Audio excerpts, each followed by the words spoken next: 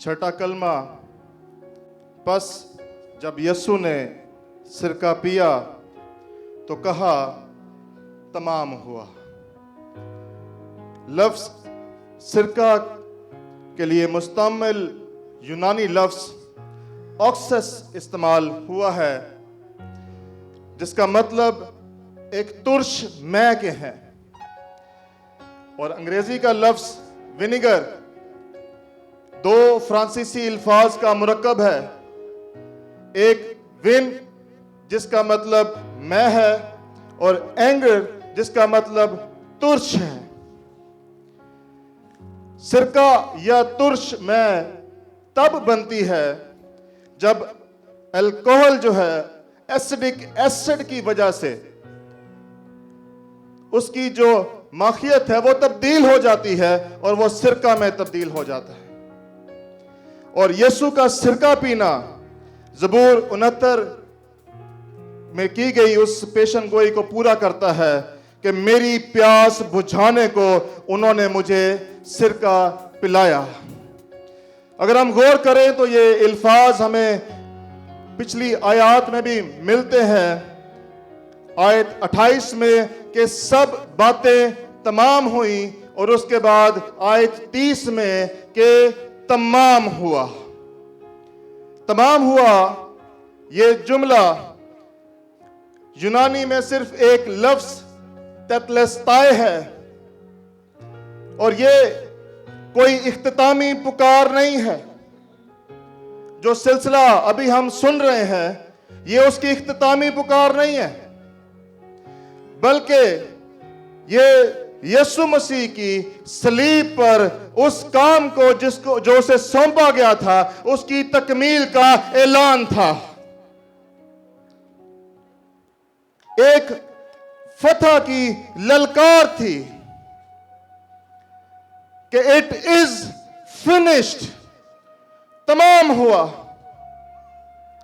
यह फातिहाना ऐलान इस बात की अलामत था कि यीशु ने बाप की तरफ से दिए हुए उस जमीनी मकसद को पूरा कर दिया।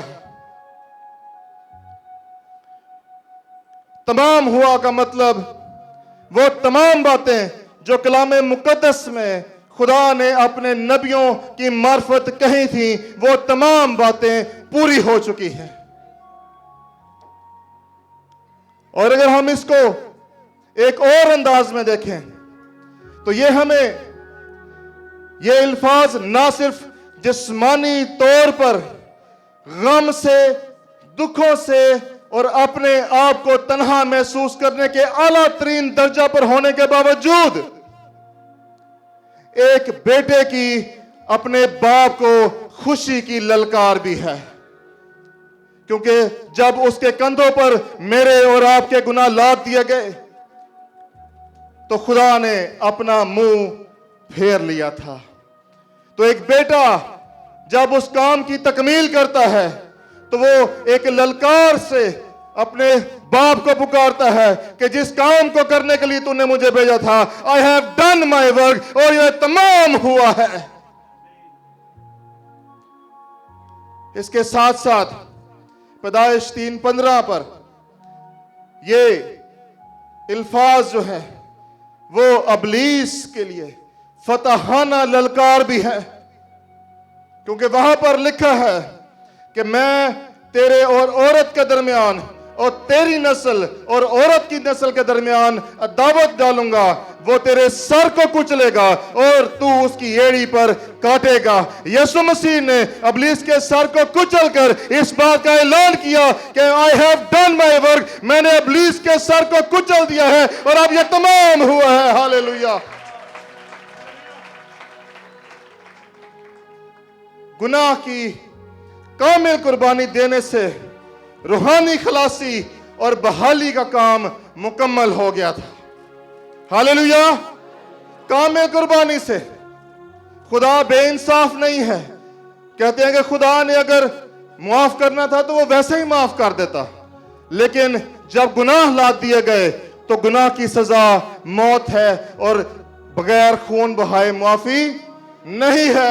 इसलिए कामिल कुर्बानी के लिए सिर्फ एक ही जात है और वह मेरा और आपका यीशु है, जिसने सलीब पर उस कामिल कुर्बानी को पेश करके हमारे और आपकी निजात का बंदोबस्त कर दिया। अब वो तमाम कुर्बानियां खत्म हो गई हैं जो पुराने अहदनामा में करने के लिए बताई गई थी, बल्कि उन तमाम कुर्बानियों के लिए जो अपना खून लेकर वो पेश हुआ, उसने इसका मकसद भी समझा दिया। क्या मकसद था? कि अब और कोई कुर्बानी गुजरानी नहीं जाएगी और ना ही किसी मजीद कुर्बानी की जरूरत बाकी रही है, क्योंकि मैंने तुम्हारा फिदिया दे दिया है, तुम्हारा कफारा अदा कर दिया है। It is finished. हालेलुया। अब बैलों और बछड़ों का खून नहीं बहाया जाएगा, क्योंकि कामिल बरे की कुर्बानी ने उन तमाम कुर्बानियों को हमेशा के लिए खत्म कर दिया है। हालेलुया।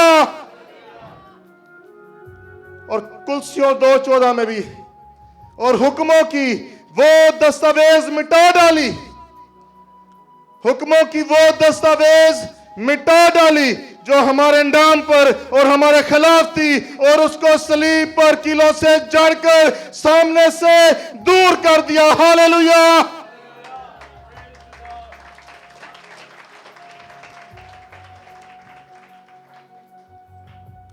इब्रानियों 1:12 के मुताबिक शैतान और बदरवा के जाल पर फैसला कुन फतह हासिल कर ली थी, इसलिए उसने कहा कि तमाम हुआ। हालेलुया। खालिक अपनी मखलूक के लिए कुर्बान हो गया। इस होलनाक वाक़े के जरिए यीशु का मकसद मुकम्मल होता हुआ हमें नजर आता है, और खुदा ने इंसान की गुनाह की कामिल और पूरी कीमत चुका दी थी। इसलिए यह कहा गया कि तमाम हुआ। अब मेरे अजीजों, मैं और आप अगर हम देखें तो हमारे लिए आज निजात तो मुफ्त है, लेकिन यह हमारे पास मुफ्त की सूरत में है कि मेरे यीशु ने सलीब पर इसकी कामिल कुर्बानी के बदौलत हमारी पूरी कीमत चुका दी थी, और उसने यह ऐलान किया था कि इट इज फिनिश्ड, तमाम हुआ। हालेलुया।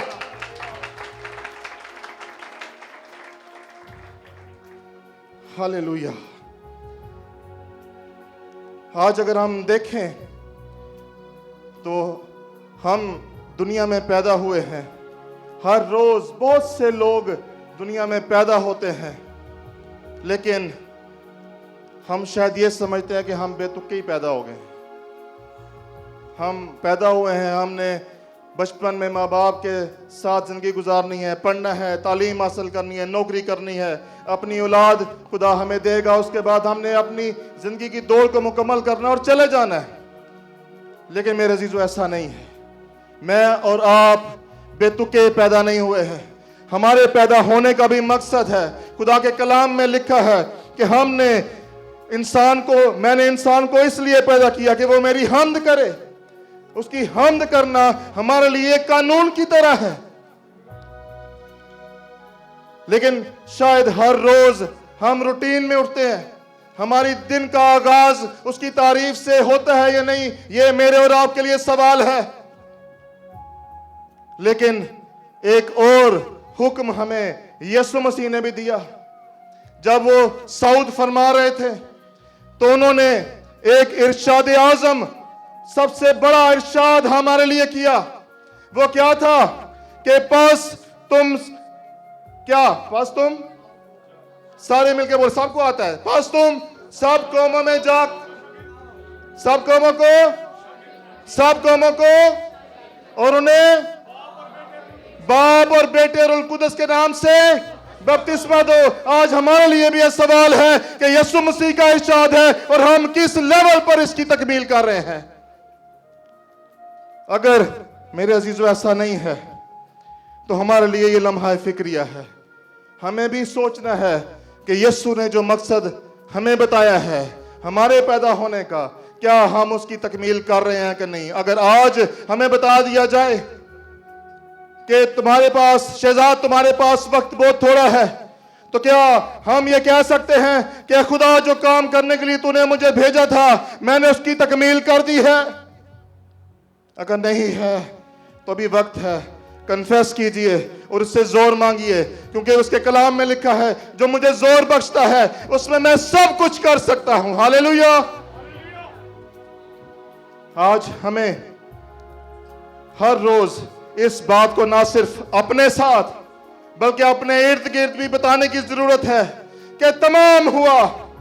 अब हमें किसी बैलों का, बच्चों का खून बहाने की जरूरत नहीं है, हमें किसी और कुर्बानी की जरूरत नहीं है। इट इज फिनिश्ड, बल्कि मैं ये कहूंगा, यहां ये कहना चाहिए था, it has been done, it has been finished. यह मुकम्मल हो चुका है और हमें इसी कलाम को अपने साथ लेने की जरूरत है। जाके साथ कोई ऐसा शख्स बैठा है जो इस परेशानी में है कि पता नहीं मेरे साथ क्या होगा, पता नहीं मैं निजात को हासिल कर पाऊंगा कि नहीं कर पाऊंगा, पता नहीं मेरे लिए निजात का रास्ता खुलेगा कि नहीं, खुदा मेरी दुआ नहीं सुनता, खुदा मेरे हालात बहाल नहीं करता, तो उसको आपको जाके बताने की जरूरत है, it is done, it is finished. तमाम हुआ, यीशु ने हम सब का कफारा अदा कर दिया है और अब हमारे लिए निजात का दरवाजा खुला है। हालेलुया।